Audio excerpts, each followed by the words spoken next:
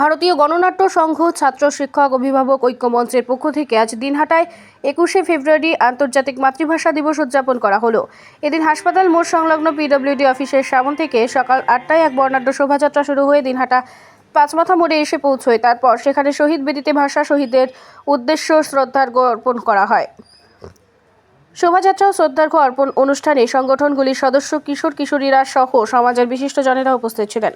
শ্রদ্ধার্ঘ্য নিবেদনের পরে সাংস্কৃতিক অনুষ্ঠান অনুষ্ঠিত হয়। সেখানে আবৃত্তি গান পরিবেশনের পাশাপাশি উপস্থিত বিশিষ্টজনেরা এই দিনটির তাৎপর্য সম্পর্কে আলোচনা করে ভাষা দিবসের ইতিহাস ও গুরুত্ব তুলে ধরেন।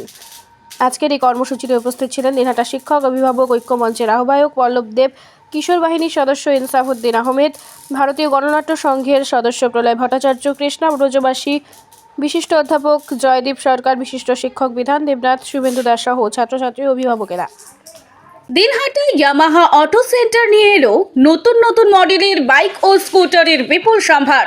এখন ইয়ামাহার প্রত্যেকটি মডেলের বাইক ও স্কুটার নিতে পারবেন একদম সহজেই।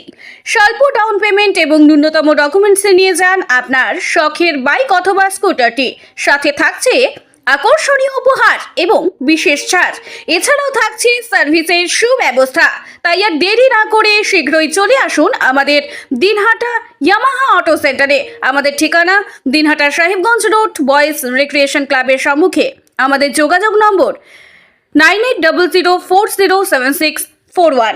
এই 21শে ফেব্রুয়ারির এই মহান দিনে আপনারা সকালবেলায় প্রভাত ফেরিতে অংশ নিয়েছেন। কি বলতে চান আপামর বাঙালি জাতির উদ্দেশ্যে আজকের দিনটিকে স্মরণ করে?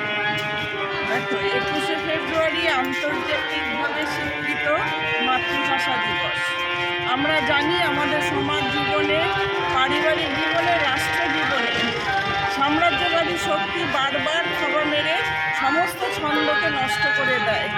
21শে ফেব্রুয়ারি তার বিরুদ্ধে সংগ্রামের লড়াইয়ের এক প্রতীক। তাই 21শে ফেব্রুয়ারি স্মরণ বিশেষভাবে বাঙালি জাতির জন্য একটা মহান কর্তব্য। আমরা সেই কর্তব্য করতে সামিল হয়েছি। বাঙালিকে, দেশবাসীকে, পৃথিবীবাসীকে আমরা এই বার্তা দিতে চাই যে কোনো কিছু, যত বড় শক্তিই হোক না কেন, যে কোনো কিছু আদায় করতে